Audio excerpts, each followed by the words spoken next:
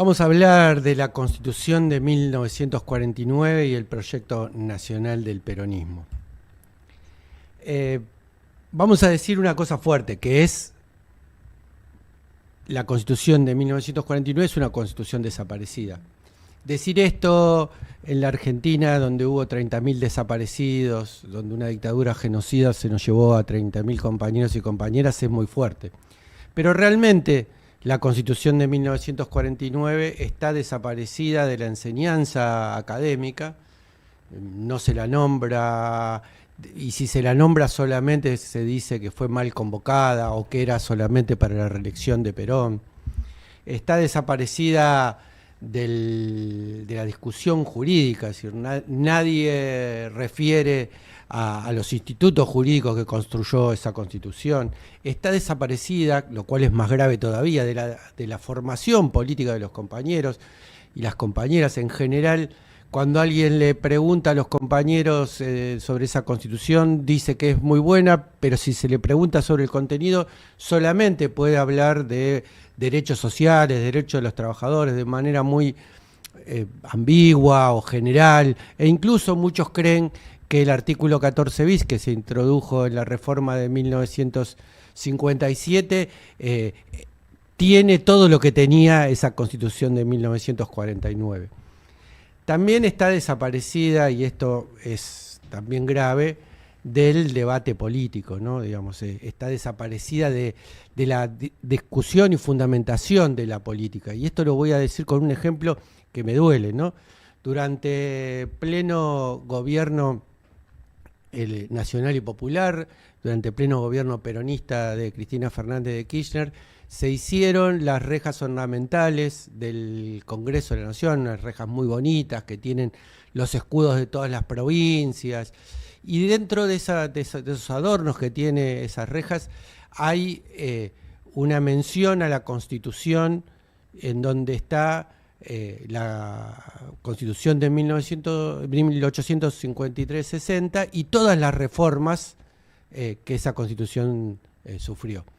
Todas no, todas menos una, la de 1949. También de ahí está desaparecida esa Constitución. Por eso decimos, aunque suene fuerte, que es una Constitución desaparecida, y por eso está bueno visibilizarla, darle entidad, darle cuerpo y entenderla en su contexto, pero también entenderla en su lógica y en su fundamento. La tesis central nuestra para esta charla va a ser que la reforma de 1949 fue la expresión jurídica de un proyecto nacional que encarnó el peronismo, que transformó profundamente la Argentina desde la matriz productiva hasta las formas de relacionamiento del poder. Pero vamos a intentar explicar, o por lo menos ponerle los títulos del orden que va a tener la exposición que vamos a hacer. Primero vamos a hablar de qué es una Constitución, para que entendamos realmente el valor de ese nuevo orden constitucional que dictó el peronismo. Después vamos a hablar de los proyectos, vamos a hablar de qué es el proyecto nacional, vamos a hablar de cuáles fueron los proyectos en pugna en el marco de la historia argentina y cuál fue su correlato constitucional. Después vamos a hablar de los días más felices, vamos a hablar del peronismo, vamos a hablar de cómo no solamente transformó económica, política, jurídicamente, en el caso nuestro, y vamos a poner foco en la Constitución de 1949, pero particularmente en el capítulo 4 de esa Constitución, que es el capítulo que habla sobre la función social de la propiedad, el capital y la actividad económica. Finalmente, vamos a hablar de qué pasó con esa Constitución, cómo fue derogada, etcétera, etcétera, qué pasó después de eso, cuál fue el ordenamiento jurídico vigente después de derogar esa Constitución. Y finalmente nos vamos a hacer un montón de preguntas, porque en todo caso lo que nos genera esa Constitución de 1949, vistas de la actualidad, es un montón de preguntas que nos hacemos. Bien, arranquemos primero con qué es una constitución. Nosotros estamos acostumbrados a pensar la constitución como un cuadernillo, como un libro, donde hay un articulado, pero la constitución es mucho más que eso, ¿no? Digamos. Y acá vamos a usar el recurso de citar una conferencia de un socialista alemán que se llamaba Ferdinand Lassalle, que dictó una serie de conferencias planteando qué es una constitución, hizo una construcción interesante para, de alguna manera, retomar el concepto de constitución aristotélico. Pero lo central es que hizo esa pregunta interesante e inquietante, que era, ¿qué pasa si todas las constituciones, él era alemán, ¿no? de Alemania, desaparecen y no tenemos más ni un solo texto de la Constitución? Y él dice, y entonces va a aparecer la Constitución real. Va a aparecer cada uno de los sectores diciendo, esta Constitución decía esto, esta Constitución decía aquello, esta Constitución. Van a aparecer los militares y van a decir, la Constitución sostenía la defensa nacional. Van a aparecer los empresarios y van a decir, la Constitución sostenía la propiedad privada. Van a aparecer los trabajadores y los trabajadores dirán, esta Constitución requería de estos derechos. Y a veces entrarían en conflicto, ¿no? Digamos, los derechos de uno no necesariamente se complementan o son armónicos o no tienen disputas de intereses con los de otros, ¿no? Es muy claro entre los intereses del capital y los intereses de los trabajadores. ¿Y cómo se resolvería esa discusión? Y se resolvería centralmente con la hegemonía. Porque constitución, en última instancia, siempre es, como su origen etimológico lo dice, juntos estatuir. Y ese juntos implica el conjunto de los sectores que conforman la sociedad, no tomada como individuos, sino de una manera más compleja y armónica.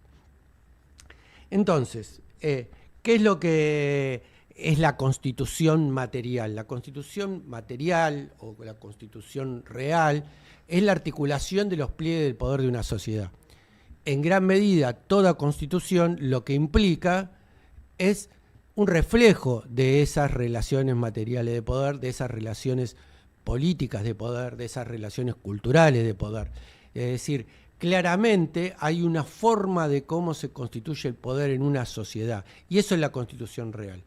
¿Qué es la constitución formal o la constitución escrita? De alguna manera es lo que nosotros comúnmente entendemos como constitución, ¿no? Ese articulado, ese papel.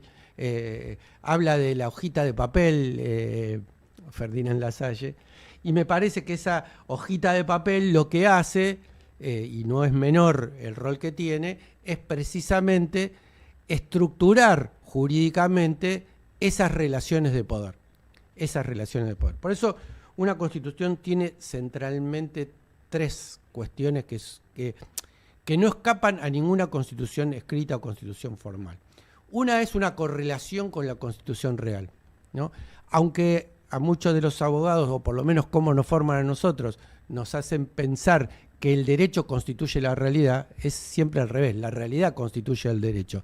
Y por eso, si una constitución real o una constitución escrita entra en contradicción con la constitución real, la que prevalece siempre es la real, porque es las verdaderas relaciones de poder, ¿no? Un ejemplo claro de esto son las constituciones precedentes a la Constitución de 1853, las constituciones unitarias de 1819 y 1826, que en realidad no es que duraron poco tiempo porque las guerras civiles se las llevaron puestas o porque había sectores que no querían que existiera una constitución, sino porque esa lógica unitaria copiada de la Constitución unitaria francesa chocaba contra la realidad de cómo se había articulado el poder, no solamente desde los tiempos de la independencia, sino también incluso desde los tiempos coloniales, con poder en cada una de las ciudades y en las regiones a las cuales capitaneaban esas ciudades. Es decir, esa estructura, que era una semilla de federalismo, chocaba contra la realidad de querer imponer a través de la copia una constitución con un centralismo brutal. Y por eso no tuvo ninguna... Esto es un claro ejemplo de cómo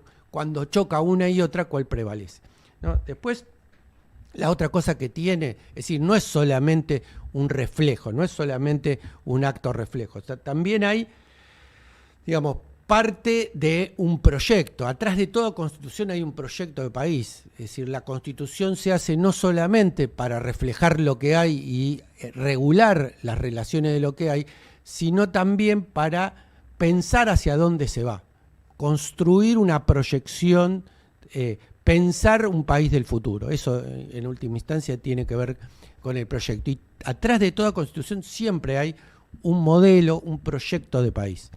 Y tercero, tiene una propedéutica, tiene determinadas cláusulas que funcionan de alguna manera como una especie de enseñanza al ciudadano, ¿no? Digo, y que implican unos valores. Para poner un ejemplo odioso, digamos, dentro de nuestra Constitución de 1853-60, lamentablemente todavía vigente hoy, habla de la promoción de la inmigración hacia la Argentina, cosa que está bien, o por lo menos yo creo que en un país que tiene un gran territorio y una pequeña población en relación a ese territorio, está bueno que se fomente la migración, pero dice expresamente la migración europea, como si los seres humanos de otras partes del mundo que no fueran a Europa fueran de inferior categoría, ¿no? Digamos. Y ahí hay un valor, ¿no? Un valor que tiene que ver con los valores de aquellos que escribieron la Constitución y probablemente de aquellos que sostienen de que eso no es posible cambiarlo.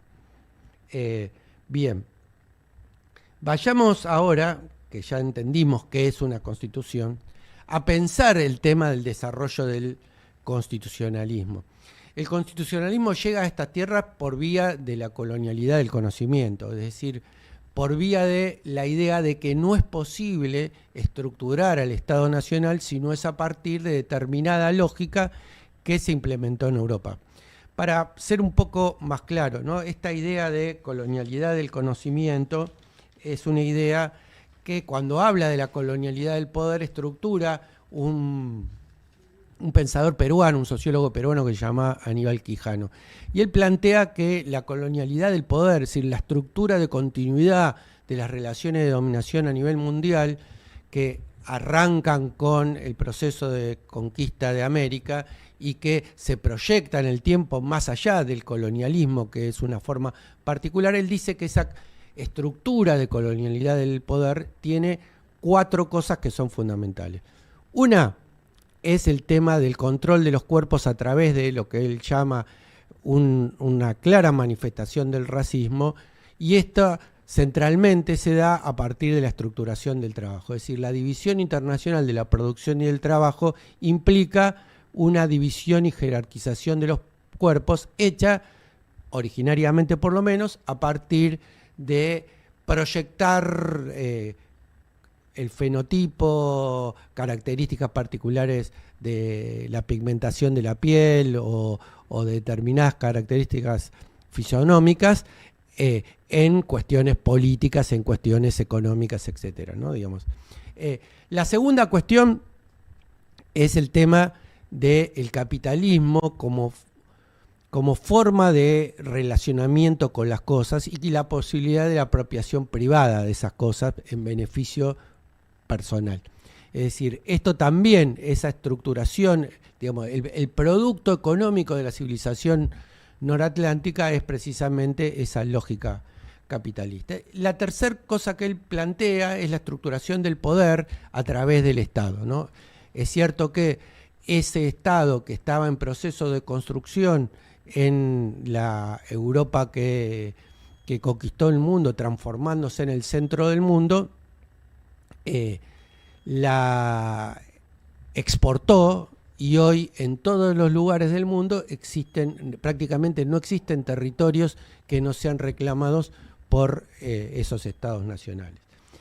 Finalmente está esto que queremos remarcar, subrayar, que es la colonialidad del conocimiento, que es el control de las subjetividades, ¿no? La construcción de la validez de determinada epistemología que subordina o pone en una jerarquía inferior a todas las otras formas del conocimiento existentes. Y eso estructura, y la síntesis de esta cuestión es que Europa, centralmente, podríamos decir, tanto Europa en esa pequeña península de Asia que se nombra a sí mismo como continente, como los europeos trasladados al continente americano, que es la colonización anglosajona del norte, lo que hacen es plantearse a sí mismos como la vanguardia en términos de modernidad, es decir, lo más nuevo como valor, y en términos de universalidad. Es decir, para ellos el pensamiento, a diferencia de lo que nosotros creemos, no es un pensamiento situado, sino que es un pensamiento de carácter universal, aunque sea tan provinciano el pensamiento de los europeos como puede ser el nuestro, ¿no? Que sea tan situado como el nuestro. Para ellos eso es universal. Y dentro de esa universalidad y dentro de esa vanguardia encontramos el tema del constitucionalismo. ¿Cómo se produjo este constitucionalismo? ¿No? Tiene antecedentes en el pensamiento, ¿no? El pensamiento europeo, sobre todo el pensamiento de la burguesía, empieza a chocar a partir de que la burguesía primero es la socia de las monarquías absolutas en la concentración de su poder, ¿no? Y la conformación del Estado mismo, y después empieza a tener una disputa por la centralidad de ese poder construido que es el Estado, o esa forma de organización del poder que es el Estado, y en esa disputa empieza a ponerle límites a las monarquías absolutistas. Y en esa disputa necesita construir una teoría, ¿no?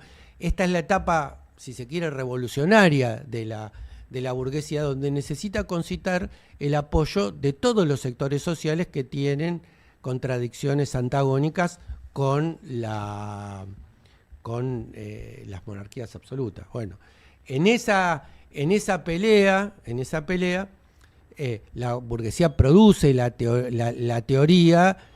Por un lado retoma la idea del contrato social, que es una idea absolutamente histórica y es parte del pensamiento histórico de la burguesía, incluso cuando apoyaba el absolutismo, como es el caso de Hobbes. Pero redefine ese contrato social y plantea, digamos, es con esa ficción de que toda la sociedad se pone de acuerdo, que existe una voluntad general, estamos hablando centralmente de Rousseau, y que esa voluntad del conjunto del pueblo es la que tiene derecho a poner las reglas del juego del poder, ¿no? Digamos, de alguna manera esta es la estructuración que le da Rousseau a esa cuestión. En la etapa en donde se producen ya las revoluciones burguesas, esa burguesía llega al poder y entonces hay como una vuelta de tuerca y se empieza a volver cada vez más reaccionaria y empieza a decir, centralmente con el abate Sieyès, o como se diga eso en francés, Emmanuel Sieyès se llamaba, que era un representante del tercer estado ante la Asamblea Francesa, y donde él dice que la soberanía ya no es más del pueblo, sino que la soberanía es de la nación. Y este matiz lo que tiene es la idea de que la nación está representada, cosa que Rousseau repudiaba, y está representada en la asamblea. Y esa asamblea era la burguesía.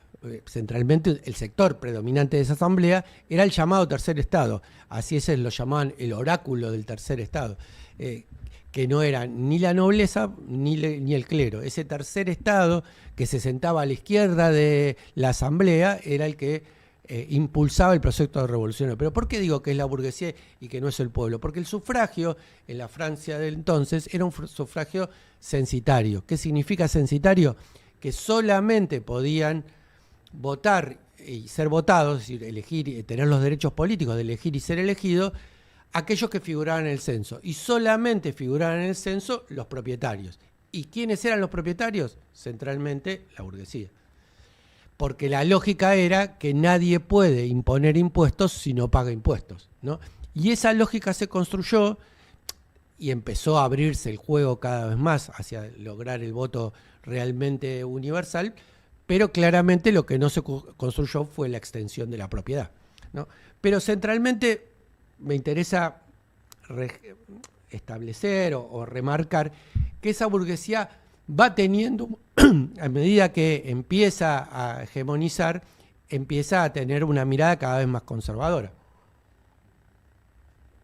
Va a ser precisamente con Kant y sus imperativos categóricos y la idea de desgajar el deber ser que está expresado en lo jurídico de aquel quien lo establece y lo impone, ¿no? Digamos, empieza con la ficción del contrato social, pero sigue mucho más profundizado hasta llegar a el sumum de esto, que es desgajar a lo jurídico de lo político, que es lo que hace Kelsen, ¿no? Para Kelsen el Estado es solamente un ordenamiento normativo, Estado y orden y lo jurídico es exactamente lo mismo para él, y entonces él lo que hace es legitimar absolutamente al poder. Si está dicho, hay que hacerlo de esa manera y no es posible hacerlo de otra manera. ¿Cómo fue tomado esto?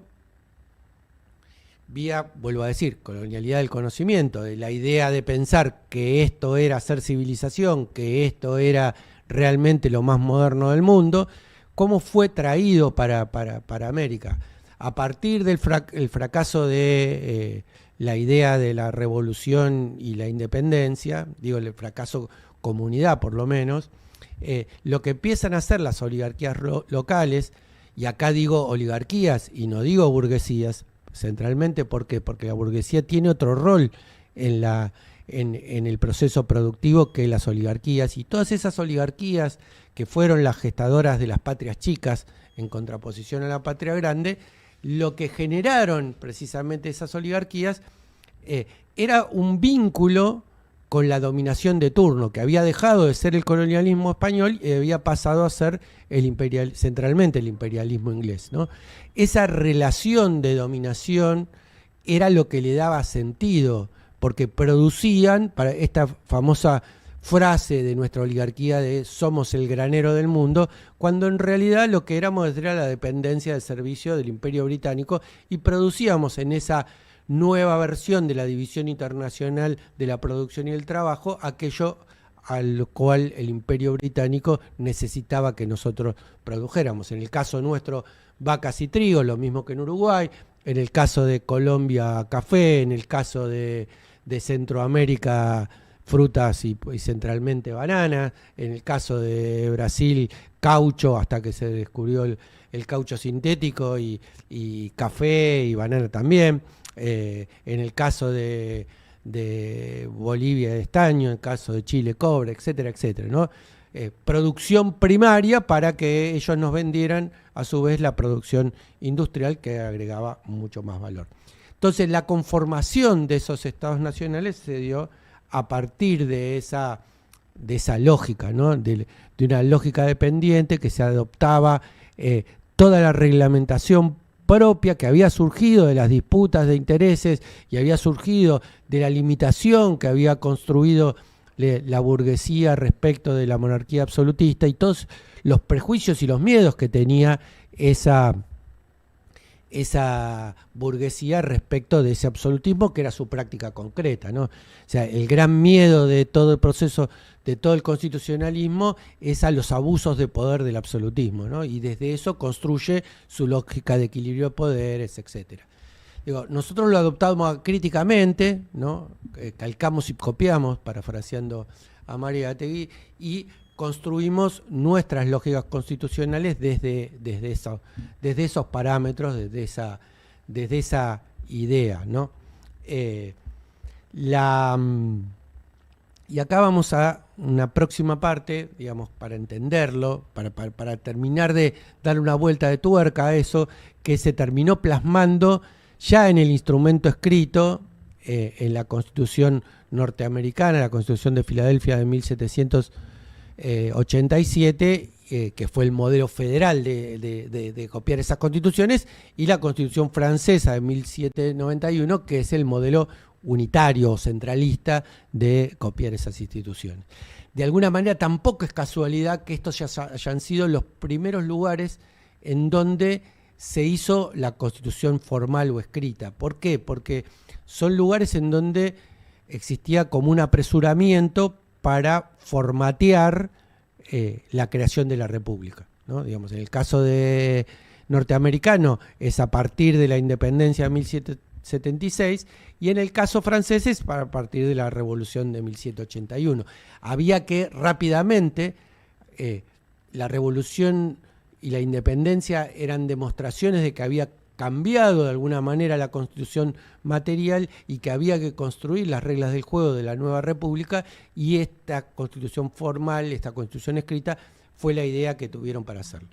Y ahora vamos a ahora tomar cómo se dan las disputas de proyecto nacional a través de la historia y cómo se relacionan estas con la cuestión constitucional. Vamos a tratar de poner solamente los títulos, hacer lo más breve posible para poder llegar a nuestro objetivo, que es hablar de la Constitución de 1949. La disputa constitucional estuvo de entrada, ¿no? O sea, estuvo desde el proceso mismo de la revolución, que devino en una guerra de independencia. El proyecto de Bolívar, de San Martín, era un proyecto americano, no era un sueño loco que tenían, no. Ellos claramente estaban construyendo la independencia de una única nación, que era Hispanoamérica, ¿no? Bolívar decía, mi patria es América. San Martín decía, yo soy del Partido Americano. Claramente tenían eso en la cabeza, no estaban divididos en países como estamos divididos los latinoamericanos hoy.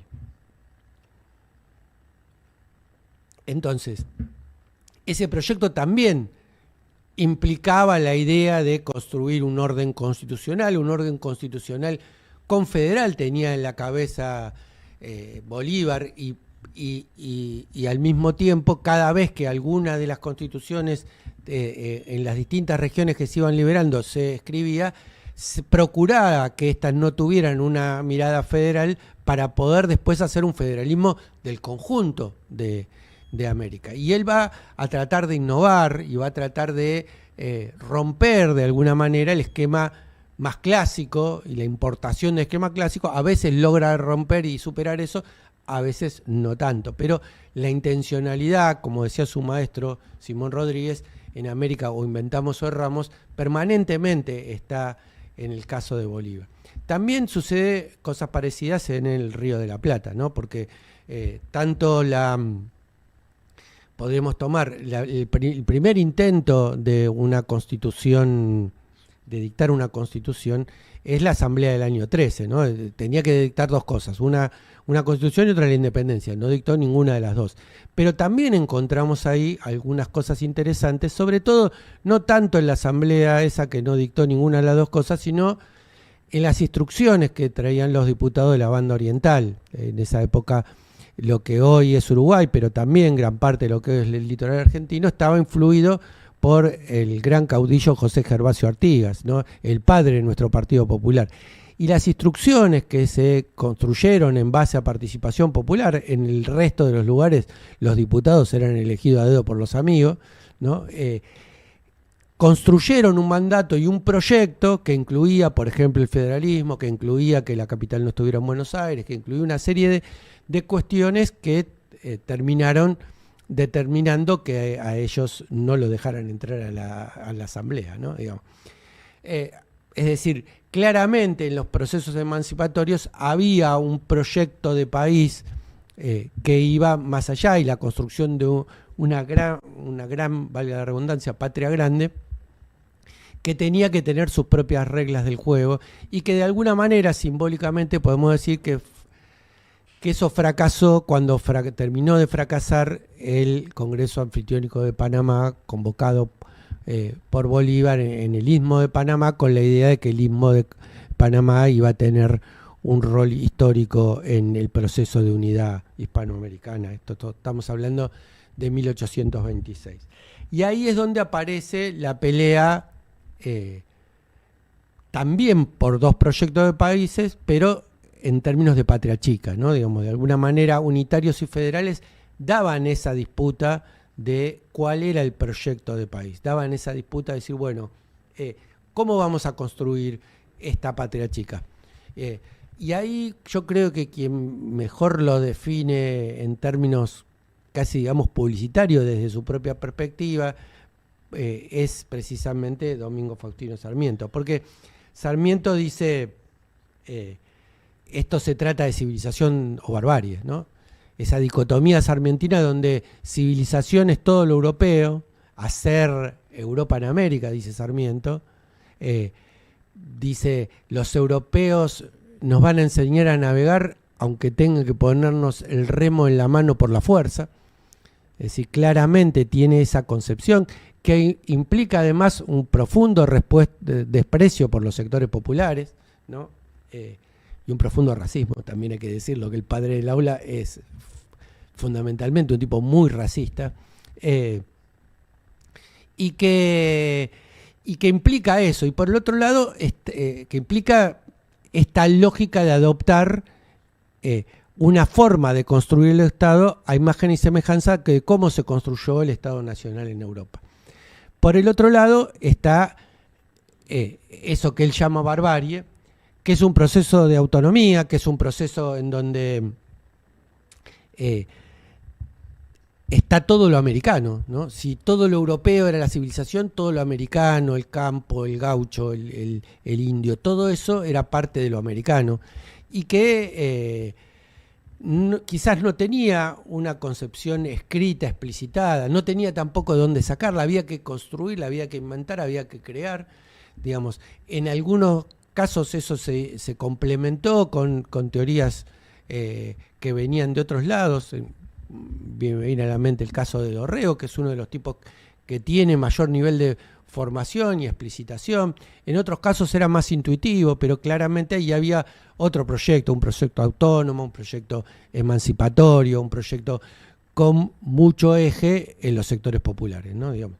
Estos dos proyectos se enfrentaron durante una buena parte del tiempo. La hegemonía o terminó siendo, sobre todo a partir del gobierno de la provincia de Buenos Aires por parte del brigadier general don Juan Manuel de Rosas, terminó conformándose como hegemónico, ¿no? Digamos, como venciendo claramente a la versión más radicalizada de ese unitarismo, que es el hijo claro de el antagonista, no solamente de Rosas en su momento, sino centralmente de San Martín, que era Bernardino Rivadavia.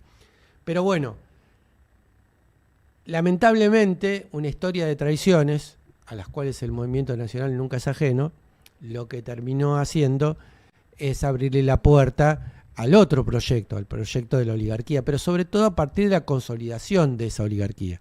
¿Cómo se abrió? Y centralmente son dos traiciones de Urquiza. Una es la batalla de Caseros, en donde Urquiza, que había sido designado por Rosa para ser el jefe del ejército en un inminente, aunque nunca se produjo, enfrentamiento con el Imperio de Brasil, y que Urquiza se alía con los brasileros y enfrenta a Rosas y lo vence en la batalla de Caseros.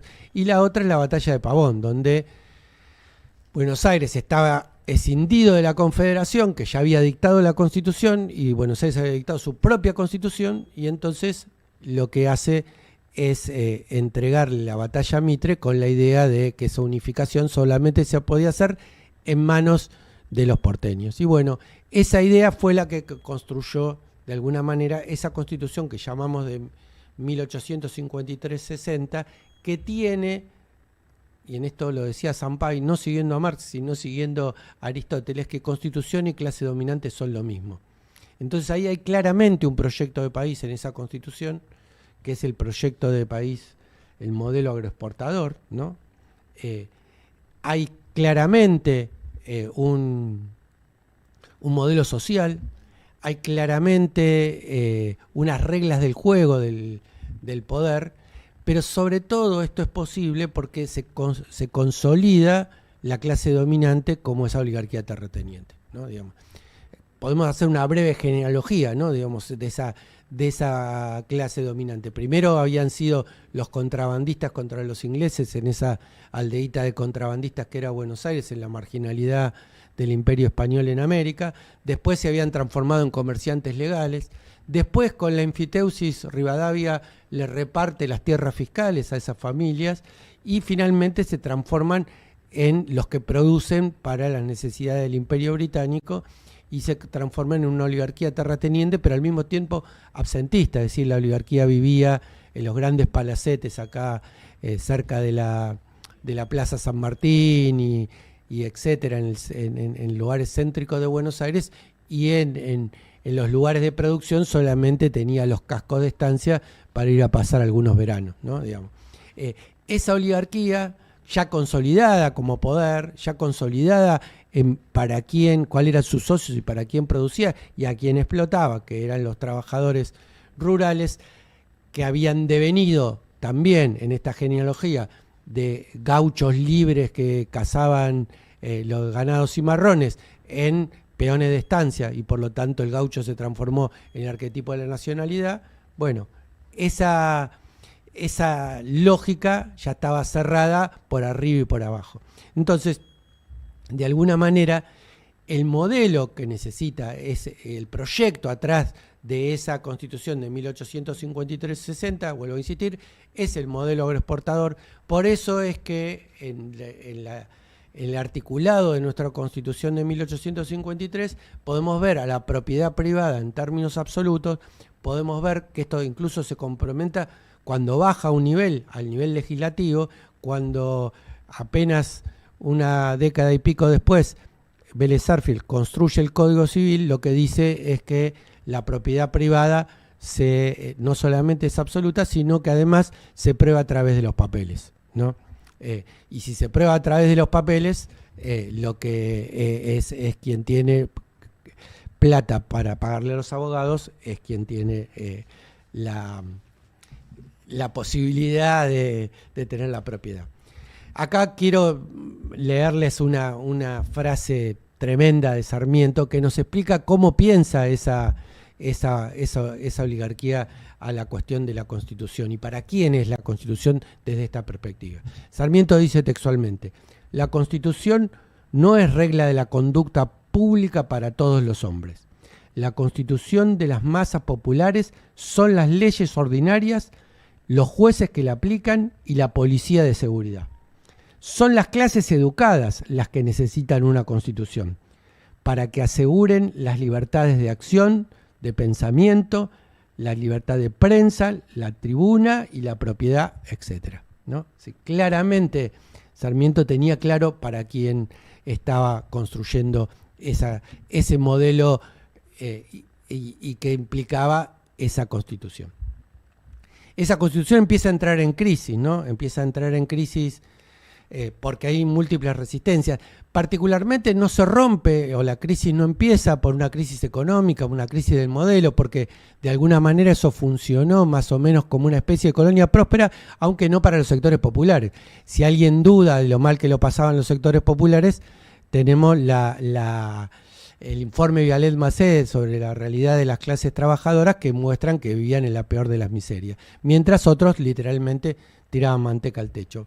Pero empezó desde la política, porque esa Constitución no era una Constitución democrática. De hecho, la Constitución de 1853 no nombra ni una sola vez la palabra democracia, y entonces lo que empieza es un cuestionamiento: si esta patria es de nosotros, de los sectores populares, ¿por qué la manejan ellos como si fuera su estancia?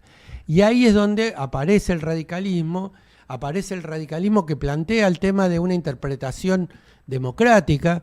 Sampay va a decir una interpretación revolucionaria de la Constitución, que fuerza la Constitución, que lee eso que dice de representación como una cuestión verdaderamente democrática, y que fuerza finalmente el tema de la ley Peña, el tema de el voto universal, aunque todavía no entraban las mujeres dentro de ese voto, el voto obligatorio, secreto, el voto de lista incompleta. Es decir, claramente empieza a abrirse la brecha de ese sistema que implicaba un dominio político así como un dominio económico, y empieza por el dominio político, pero también por las grietas de esa participación popular y esa democratización también empieza a haber fisuras en el modelo de dominación y sobre todo en la aceptación lisa y llana de esa división internacional de la producción y del trabajo.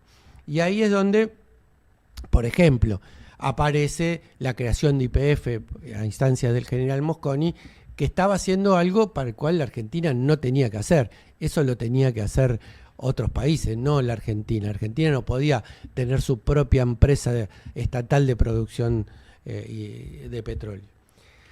Acá vamos a poner ya en los prolegómenos del peronismo el tema de la década infame, ¿no? Y el trabajo que hace la producción teórica de fundamentación de un proyecto de país distinto, de ese proyecto de país dependiente, que de alguna manera se había reafirmado con el golpe del 30, que algunos dicen que tiene olor a petróleo, pero más bien tuvo olor a bosta, es decir, fue respondiendo a los intereses de la oligarquía que quería restaurar ante la crisis del imperialismo británico, quería restaurar esa relación, y entonces va a ser Forja quien cuestione profundamente a ese modelo, ya también desde lo económico, fundamentalmente lo económico, que marque las relaciones de dependencia que teníamos respecto al Imperio Británico, y de alguna manera hay un desnudar simbólicamente a ese pacto que sellaba la verdadera voluntad o la verdadera causa del golpe del 30, que fue el pacto Roca-Runciman. Un pacto entre Argentina e Inglaterra, ¿no?, que ya nos da una medida de lo desigual y asimétrico que era el pacto. Lo firma Julio Argentino Roca Hijo, que era el vicepresidente por el lado de la Argentina, y un oscuro encargado de negocio que se llamaba Runciman por el lado de Inglaterra, que es una serie de concesiones absolutamente leoninas al capital británico a cambio de que Argentina tuviese el mismo rango en ese cerrarse sobre sí mismo que tenía Inglaterra de las colonias formales que tenían los ingleses, ¿no? Está en la época de creación del Commonwealth, la época del Pacto de Ottawa, y que claramente Argentina entra en desesperación porque se quedaba fuera de esa relación de dependencia. Digo, era el pacto con una potencia en decadencia que se cerraba sobre sí misma y que venía perdiendo la disputa a nivel de la hegemonía mundial. Cualquier similitud con la realidad actual no es una mera casualidad, ¿no? En ese proceso, porque el pacto estaba destinado a fracasar, porque cuando vos te aliás con una potencia en decadencia, lo único que puede pasar es que eso profundice tu decadencia, lo que surgió es un proceso de industrialización por sustitución de importaciones. Inglaterra se veía incapacitado de proveernos de los productos industrializados, de sus manufacturas, y entonces empezó a convenir a producir unas cosas en la Argentina. Es importante entender que este proceso es previo al peronismo, porque si no, uno no entiende los sujetos del peronismo, ¿no? La ampliación de los trabajadores industriales es previa al peronismo, aunque el peronismo la profundiza, no ya, como dicen la mayoría de los economistas, continuando la industrialización por sustitución de importaciones, sino profundizando eso en un plan estratégico que está contemplado en el primer plan quinquenal. Vamos entonces a hacer algunas referencias así generales sobre el tema del peronismo. No nos vamos a detener demasiado, pero claramente el peronismo tiene su partida de nacimiento, elige que su nacimiento sea el 17 de octubre de 1945, porque esto es simbólicamente importante, ¿no? Por un lado, el pueblo en la plaza decidiendo, la participación popular. Por otro lado, el tema del poder, ¿no? Las masas no fueron a cualquier lado, fueron a la Plaza de Mayo, que es el lugar simbólico de poder por excelencia en la Argentina. La constitución del liderazgo a partir del diálogo con el pueblo en la plaza. Todas estas cuestiones son, yo creo, esenciales al tema del peronismo, y por eso el peronismo elige el 17 de octubre como su partida de nacimiento. Y después, para mí, es muy importante entender que de alguna manera ese pueblo trabajador, que es el sujeto del peronismo, con quien dialoga Perón en la plaza, es el emergente de una nueva conformación de la Constitución Real. Cambian las relaciones de poder en la Argentina, porque aparecen nuevos actores que, por ejemplo, no existían en 1853, ¿no?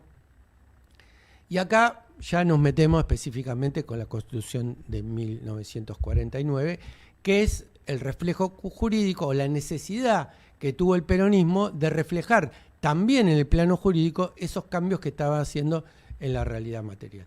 El gran arquitecto de la Constitución de 1949 es Arturo Enrique Sampay, no porque la haya escrito él solo, pero gran parte del proyecto que se debatió en la Convencional Constituyente fue llevada por la voz cantante del bloque peronista, que fue Arturo Enrique Sampay.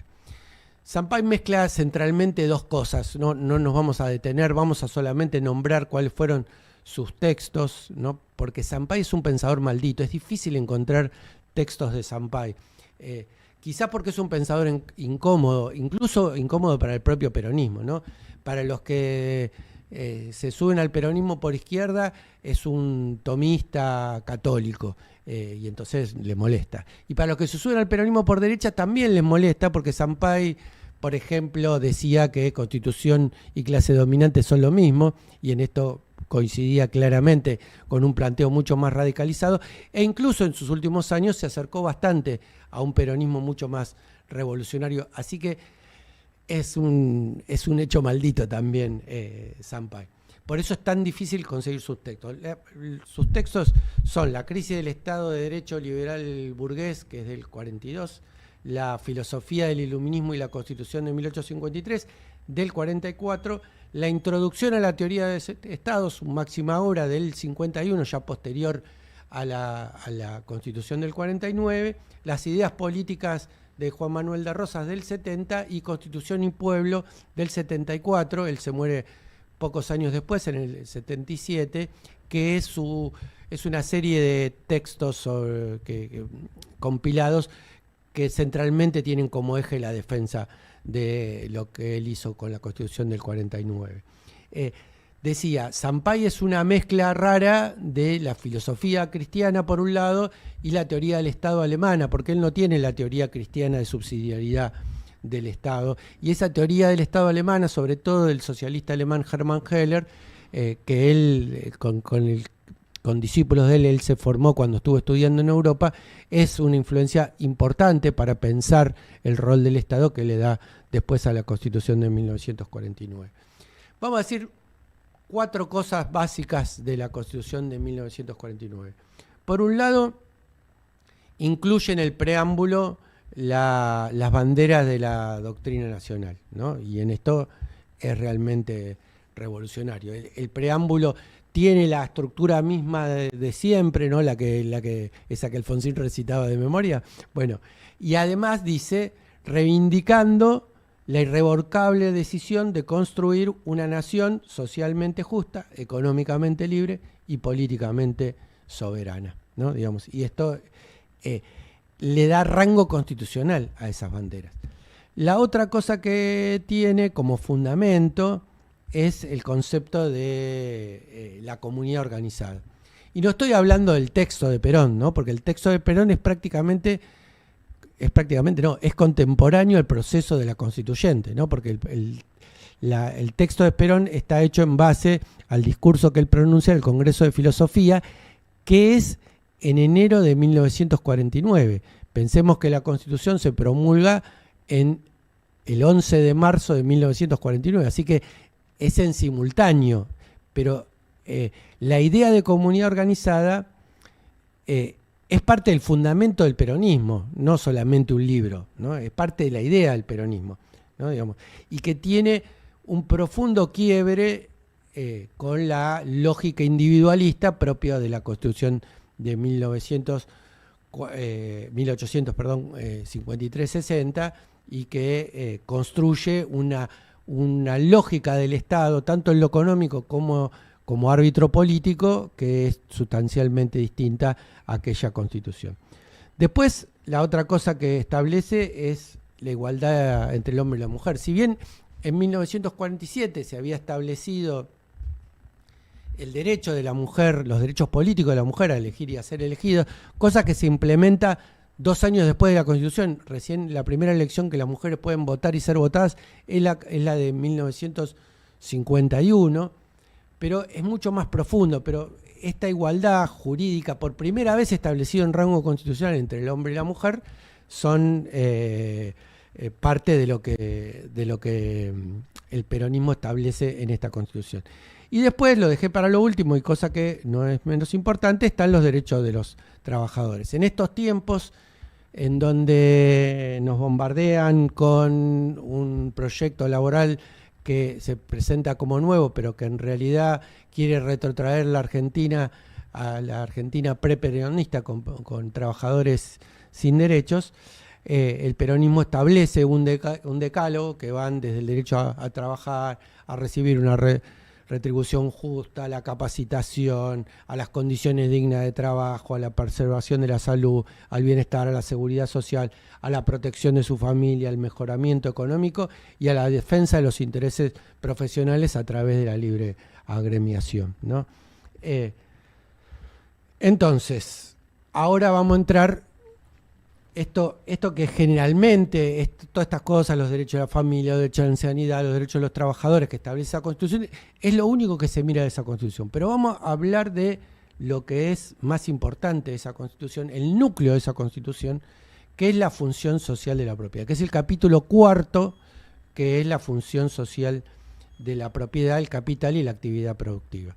Eso tiene esencialmente, ese capítulo 4 tiene solamente tres artículos, el 38, el 39 y el 40. Vamos a tratar de explicarlos lo más brevemente posible. Por un lado está la idea de la función social de la propiedad, ¿no? Y esto rompe con la idea de propiedad absoluta. Habla ahí de la voluntad del Estado de que aquellos que trabajan la tierra terminen siendo propietarios de la tierra. Después tenemos el artículo 39, ¿no? Ese artículo 39 lo que hace, es cortito, lo que hace es invierte la lógica del capitalismo. Dice, el capital debe estar al servicio de la economía y la economía tiene que tener como principal objeto el bienestar social. ¿Por qué digo que invierte la lógica del capitalismo? Porque no es el trabajador para servir al capital y el capital para servir a la economía.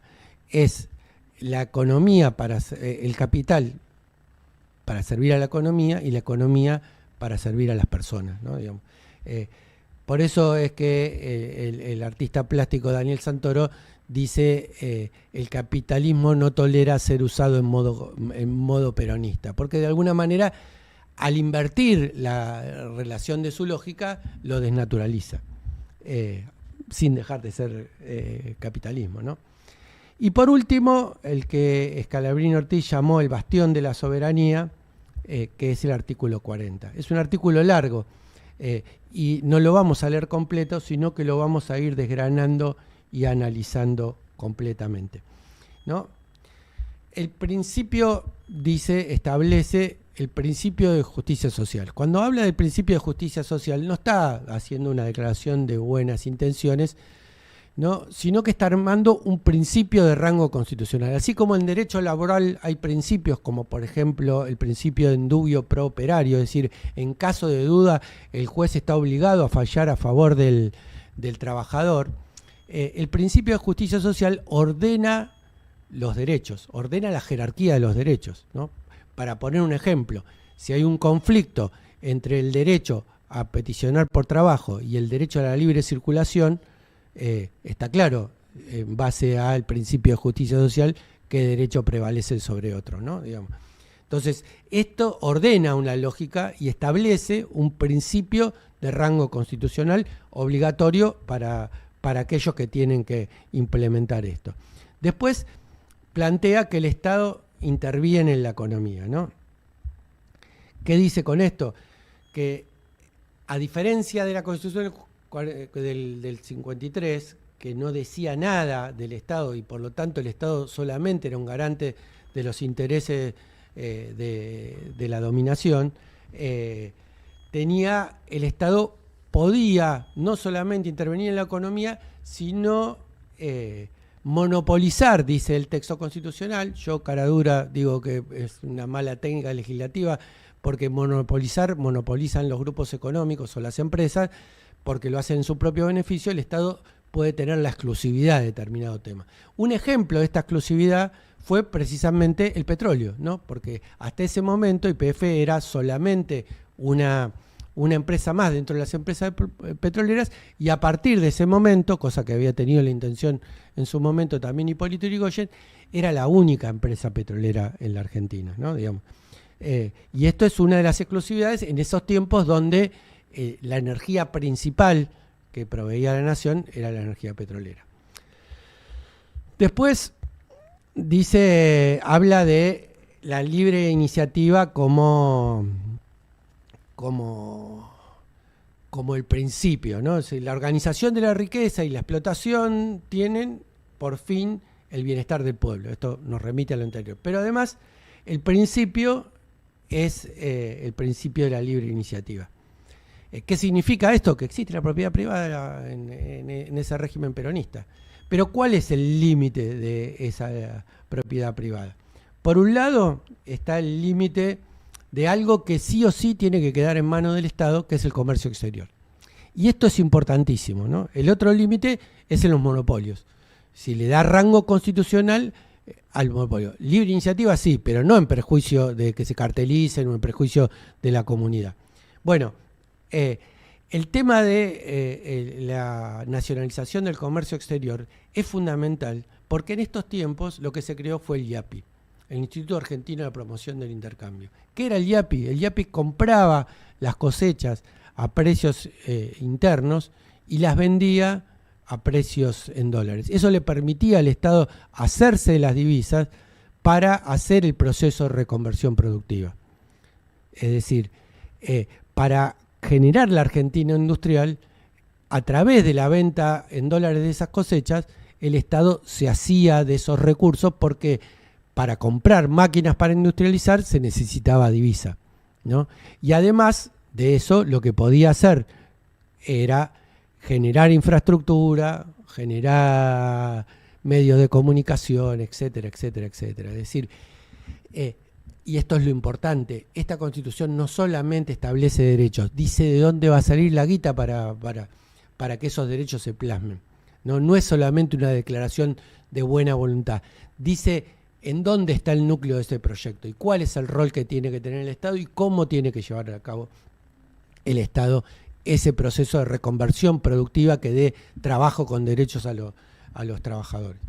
Bien, seguimos entonces con el tema de los recursos naturales. Los recursos naturales son propiedad de la nación, contempla la variable del federalismo, es decir, con acuerdo con las provincias, sí, claramente, y esto se contrapone con el artículo actual, 124, reformado, la reforma neoliberal de 1994, en donde se dice que la propiedad originaria es propiedad de las provincias.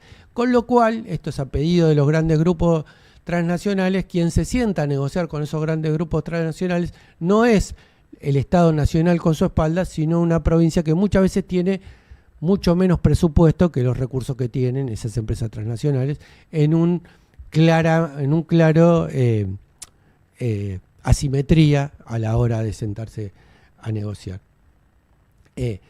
La otra cosa que tiene, ¿no? Hay una excepción con el tema de los recursos naturales que dice los vegetales, ¿no? Digamos, porque el peronismo no quiso, no pudo, no le dio la correlación de fuerza para meterse con el poder de esa oligarquía que era la propiedad de la tierra. Entonces eso siguió en manos de lo que sí le puso es un límite y una función social, ¿no? Los servicios públicos, la otra parte que tiene los servicios públicos no pueden ser enajenados, no puede ser un negocio esas cuestiones que hacen a la necesidad pública, porque esos son los servicios públicos. No pueden ser monopolios como son ahora los servicios públicos. Es decir, claramente, no solamente no pueden ser vendidos, sino que ni siquiera pueden ser concesionados, dice esa Constitución.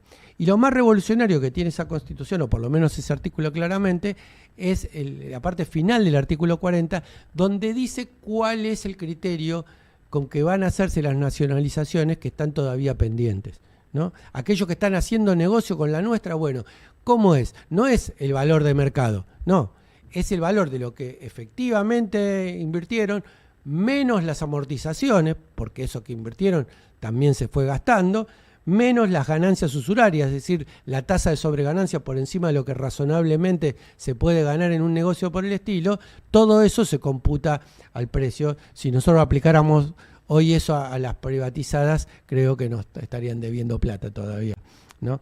Digamos, bien, entonces, para ir ya cerrando, ¿qué pasó con esa Constitución? Bombardeos, golpe de Estado, fusilamientos, desapariciones. Esa constitución fue derogada por un bando militar el 27 de abril de 1956, durante el golpe de Estado presidido por Aramburu, primero por Lonardi, después por Aramburu, porque claramente para restaurar esa Argentina oligárquica había que destruir esa constitución. Cualquier estudiante de primer año de Derecho de cualquier facultad de cualquier parte del mundo sabe que un decreto no puede derogar una constitución vigente, pero en esto nuestros constitucionalistas liberales muestran una cierta amnesia, así como también cuando dicen que fue mal convocada, ¿no? Digamos, y pocos años después de esta derogación, un año después de esta derogación, convocaron a una asamblea constituyente que es la que redactó precisamente el artículo 14 bis y que todavía hoy está vigente, y ahí no dicen nada si fue mal convocada, bien convocada. Parece ser que los 2/3 medidos en relación al quórum del Congreso está mal y es horrible, y 2/3 de una junta militar, es decir, dos de las 3 Fuerzas Armadas es un 2/3 aceptable, ¿no? Digamos, así son nuestros constitucionalistas liberales. Así que el peronismo transformó la estructura de la propiedad centralmente a través de la reconversión de la matriz productiva, centralmente a través de cambiar el rol del Estado, siendo un Estado que planifica, un Estado como un factor clave en la economía, un Estado que también a través de nacionalizaciones se queda con resortes estratégicos, pero además también abajo, ¿no? En el marco de la justicia social. Por ejemplo, el acceso masivo a la vivienda significó también un cambio en las relaciones de propiedad. Es cierto que no hubo grandes expropiaciones de tierra, hubo algunos que es alrededor de 1 millón de hectáreas solamente es lo que se repartió. Muchos arrendatarios sí llegaron, y esto fue parte de lo que fomentó el peronismo, a ser propietarios de la tierra que trabajaban, pero quizás en este plano es donde menos profunda fue la transformación. Esta discusión del peronismo, y es una discusión actual, también tiene vigencia porque no es solamente cambiar la matriz productiva, sino también cambiar la matriz productiva a un país industrializado, pero con derechos para los trabajadores, pero con justicia social. Y acá quiero traer una frase también impresionante de John William Cook, el que fue delegado de Perón y el único que Perón nombró heredero en algún momento, que es realmente tremenda, que es que nos pone en los dos planos de esta discusión, ¿no? Cook dice textualmente: es necesario vigilar este proceso de industrialización porque, por un lado, hay interesados en que siga siendo un país agrícola ganadero exclusivamente, y por otro lado, hay interesados que ese proceso industrial redunde en beneficio de pequeños grupos económicos. Es decir, hay algunos que se quieren quedar con la del león. Por eso esa constitución, para cerrar, está desaparecida, porque es una constitución peligrosa, porque algunas cláusulas no nos quedan en el pasado, nos quedan en el futuro, si queremos hacer un gobierno realmente peronista. No se trata de volver a poner en vigencia esa constitución, sino de pensar qué constitución necesitamos hoy para construir una nueva Argentina.